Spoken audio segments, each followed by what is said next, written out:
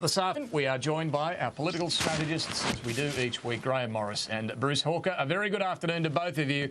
And, boy, what a story today. Barnaby Joyce now being referred to the High Court to determine whether he's eligible to sit in Parliament because New Zealand has announced he's one of theirs. He's a Kiwi. He didn't know it until the other day, found out Thursday night. Grahame Morris, it's up to the High Court to determine whether he can sit in Parliament, whether he's in breach of the Constitution or not. But here's the political question. Should he be remaining in Cabinet and voting in Parliament while the High Court works this out?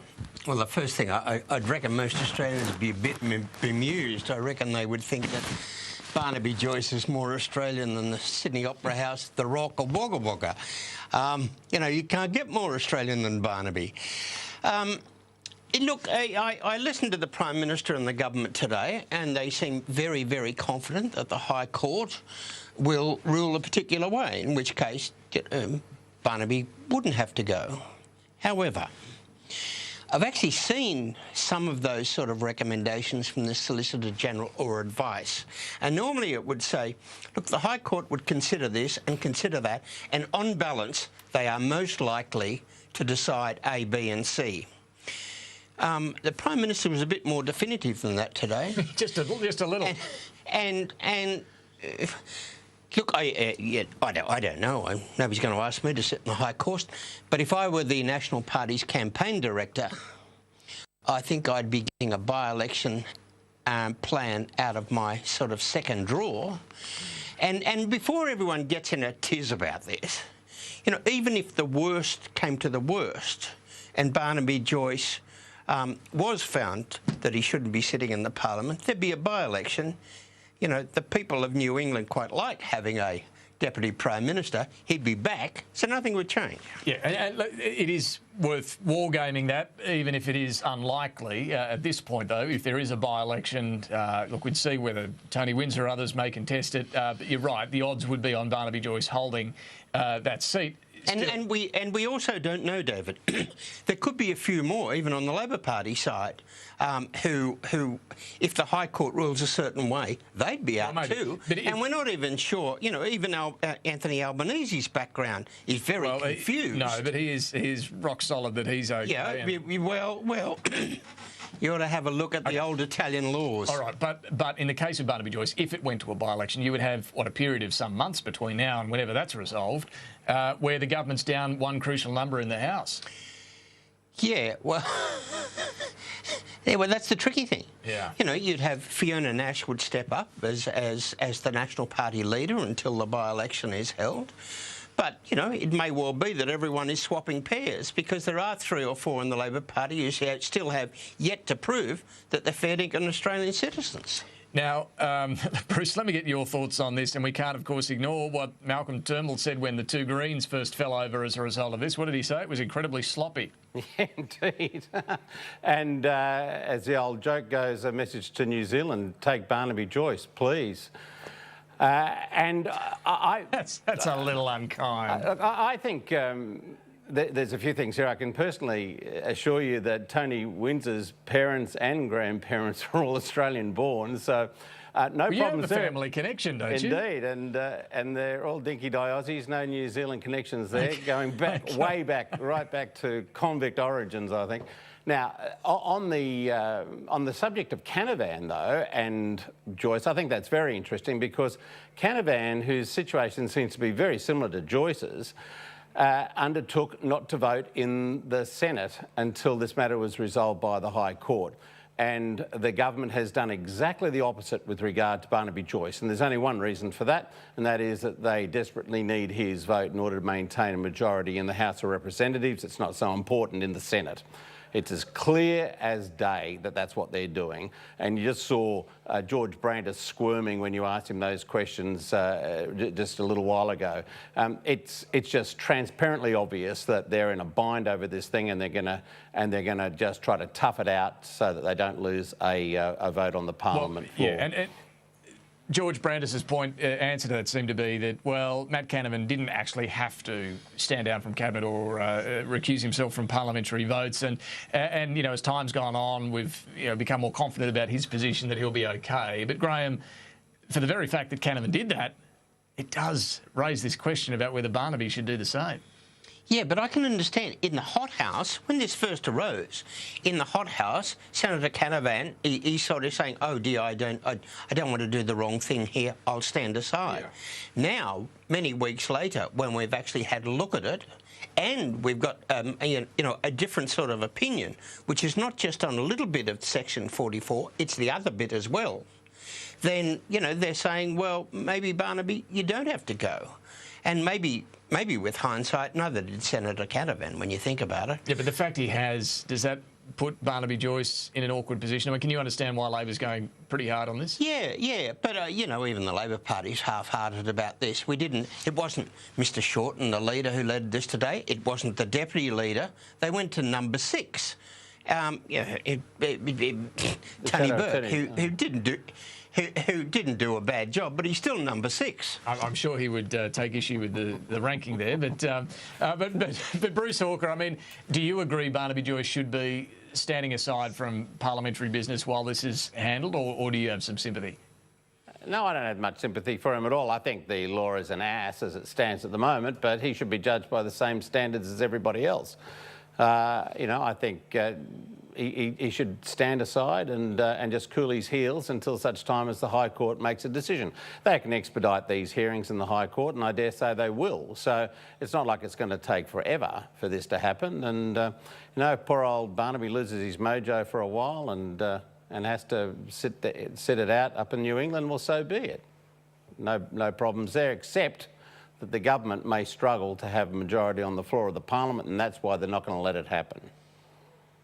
It's also the impression that we get of the government being shambolic, being in chaos, if, the Deputy Prime Minister would have to stand aside on top of all the other issues the government's got going on. It's the last thing it needs, let alone the threat of a by-election thrown in as well. You wonder how much, the Prime Minister can really wear with all of this. Let's get to the same-sex marriage survey again, the High Court's got to have a look at this before it goes ahead. But Grahame Morris, what do you think, a week on from the announcement of all of this, how much legitimacy do you think it will have? Look, I still like the idea of a people's vote, which is what this, call it a survey, whatever you like, but I think it's a people's vote. But having run a hell of a lot of campaigns, I've watched the last week or so, and blow me down, there's a certain number of people who are doing exactly what happened during the Republic referendum. Having elites like Ian Thorpe, elite sportsman, the boss of Qantas, sure as eggs we'll have a couple of half-baked actresses tomorrow, all telling Australians what they should think. You don't do it. But you could say the same on the other side too. The Catholic Archbishop of Sydney, the former Prime Ministers John Howard and Tony Abbott. I mean, they're elites too. But it's a different argument, what they're saying. These people are trying to force down people's throats something that isn't there at the moment. They're not. It's not, Bruce. It is not the law now. And some people are trying to change it. You can have ordinary Australians. No. You can have ordinary Australians make this case. But are you saying there shouldn't be a debate about it because it's not currently the law, that people shouldn't be allowed to go out and say this is the way things should be? For heaven's sake, that's absurd. I'm saying let's have a terrific debate. Let's get on with it. But let's not have these self-interested people from the gay community, just telling everyone what they should think. It is the wrong way to run a campaign in this country. And it's an interesting point because you're both campaign experts. How would you run, if it were up to you, how would you run the yes case? How would you run the no case? Bruce, maybe your thoughts on this first. What would be your advice to the yes campaign? Well, I think the yes campaign, even though this is going to be a snail mail vote, they do actually have to get as much support as they can through social media and other mechanisms which are used by young people. This is where we're going to have an issue, I think, on the yes side, because, frankly, a lot of young people don't even know where to put a stamp on an envelope these days. So it's not the way in which they're more likely to proceed. And even back in 1974 or 5, whenever it was, we had that debate over the national anthem. Older people tended to vote in that than younger people. So they definitely need to get out there and make that case. They need to raise significant amounts of money. And I think more than anything else, they have to make sure sure that they've got a united position. Right now, there's a lot of side arguments on the yes side about whether they should actually even vote in a postal plebiscite. That would be insanely stupid thing to do. They've got to sort that out first. Yeah, and they've got to say, OK, this is not ideal, but it's what we've got, and if we don't show a united front, we're going to look like we did in the debate over the Republic, where the Reform side were totally divided, and John Howard, assisted ably by people like Grahame, just went straight up the middle and divided that vote. Can't allow that to happen. Well, yeah. And Grahame, I mean, what you've made the point there, and it is a valid one, that they can't leave this simply to the well-known voices in the argument about the yes case. I think I've seen or heard some of the TV ads where they're using, Aussies doing everyday Aussie jobs, saying, well, hang on, we're tough enough to do this job. Why can't we therefore get? Yeah, that's what I do. Yeah. I'd have ordinary Australians. I'd get young people to have a talk to their parents and talk to the young people through social media. That's the sort of yes case.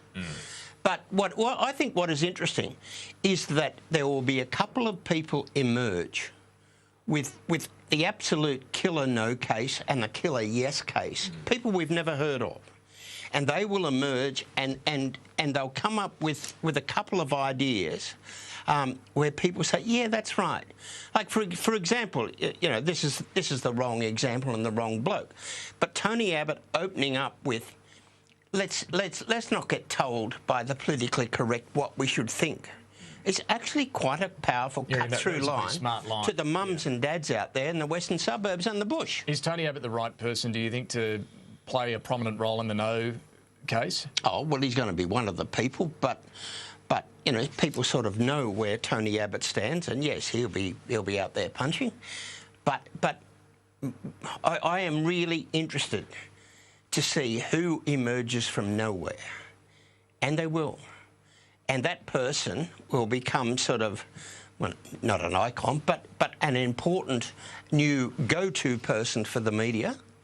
And, maybe an up-and-coming politician. Well, Bruce, any thoughts on the no campaign from your point of view? I mean, do you agree that let's stop political correctness in its tracks line that Tony Abbott used is actually a powerful one? Yeah, you can use it as, in a sense, a metaphor for for the insiders calling all the shots, for the elites, for the swamp, as you'd say in the case of the United States, making all these decisions on behalf of ordinary Australians. And if you can get that sort of an argument up, then people who would be opposed to that sort of approach might be persuaded by way of a sort of a proxy to vote against the proposition on that basis. But I suspect that if the people who are going to be doing that are already locked into a no position, I don't think it's necessarily going to swing too many people. Grahame's point is right about individuals who are going to step forward and maybe confront one of the leaders in a very passionate and personal way about an issue, who suddenly become the focus of a campaign. I remember back in 1999, whenever the Republican debate was on, one of Australia's oldest Gallipoli veterans, Ted Smout, was used by the Republican side because he was an avowed Republican, and yet he'd fought in the First World War. And I thought that was an incredibly powerful message that said, look, you don't actually have to be a red-ragging radical in order to support change. Old people who have fought for our country believe in change as well. And I think you might see a bit of that coming through in this campaign. Very, very stereotypical Australians who just say, this is wrong. On any test, it's just not the right way to go. We have to change this law so that our fellow Australians who do choose to get married, who just happen to be of the same sex, have got exactly the same right to do so as anybody else. Get that message up, and I think a lot of Australians will say that's a fair go. And if you can get that fair go message up, then it'll neutralise a lot of the political correctness. I'd also be saying, if you think there should be some sort of a civil union, instead of a marriage, vote no. A lot of people are quite happy for couples to join, but not call it marriage. Yeah, I think Well, this is a question about marriage. So. Yeah, and there'll be a lot of arguments also on the side about the churches, about exempting churches and so forth. You know, you get into that space, get confusion in the minds of people who are wavering, then you can sway some people to vote no, or people who weren't going to vote at all may actually end up filling out the paper and sending it in. We will see if either campaign will take up your free advice this afternoon. Grahame Morris, Bruce Hawker, good to talk to you, and no doubt we'll keep an eye on how this campaign rolls out over the coming months. Catch you very soon. Thanks very much for that. We're going to take a quick break. Back with the last word.